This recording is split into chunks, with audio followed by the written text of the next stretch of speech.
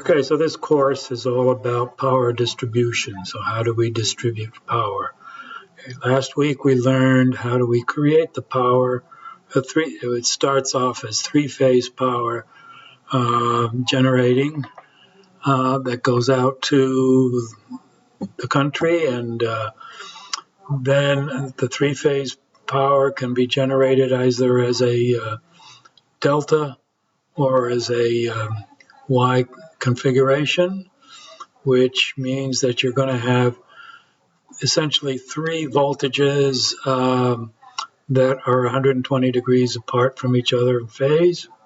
Okay, and this will basically, we send out from the power stations very high voltages. And of course, in our homes and in our factories, we need a lot lower voltages. So we need some way to reduce that voltage to more practical voltage ranges for use with motors and refrigerators, lights, etc., and everything. So how do we do that?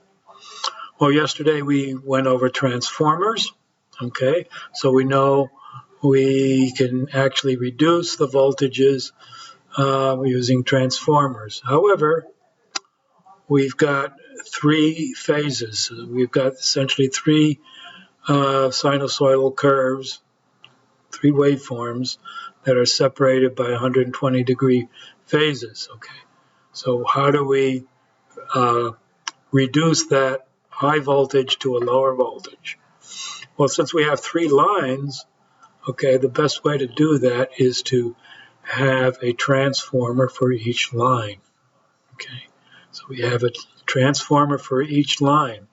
So when you have a group of transformers like that do the transformation from the high voltages to either household voltages or factory voltages, and we call that a bank of transformers. Okay, so there's a bank of transformers to do that. Okay, so there are a number of ways that is done, but usually we use the simple one transformer for each line. Okay, so each line is a single phase. Okay, whether it's 0, 120 degrees or minus 120 degrees, doesn't matter. But using three transformers, and the only thing we need to be careful of is that since we're transforming these, we want to make sure that the outputs from the bank of transformers is going to be balanced. If it's not balanced, you could run into troubles with running certain motors. Okay, they'll get all chugging along and having problems. Okay, so one of the things that you have to do is you have to make sure that, number one, the transformers that you use are very efficient.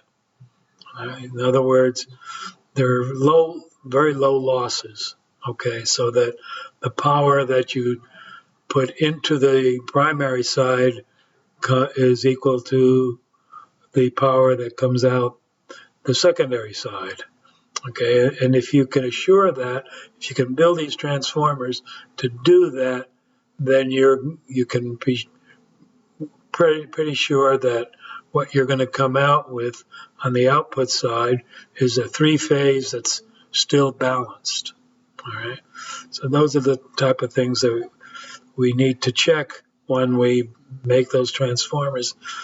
And today's transformers use a lot of quality control methods to make sure that we minimize all the losses and that everything is balanced properly from primary side to the secondary side and so forth.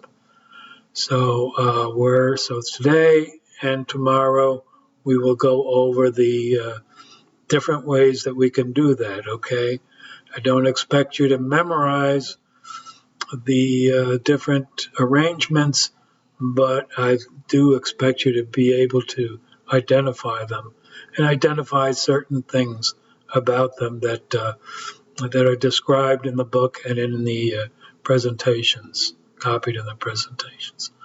So we will get going on that now. And if you have any questions, give me a call. If something looks confusing, give me a call. And if you don't hesitate to do that, because if you have a question, I'm sure somebody else has the same type of question. So don't be shy. Ask me questions.